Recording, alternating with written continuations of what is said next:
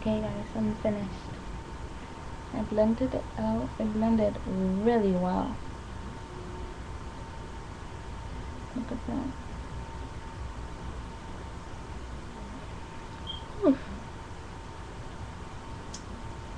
What kind of flat iron did I use again?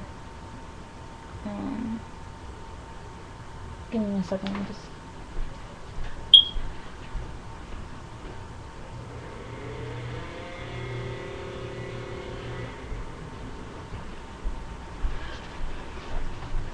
Okay, so I use Hot and Beauty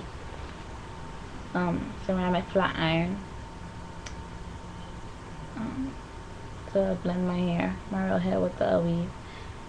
Once again, the hair that I used was by OUTRE DUVESSA Remy.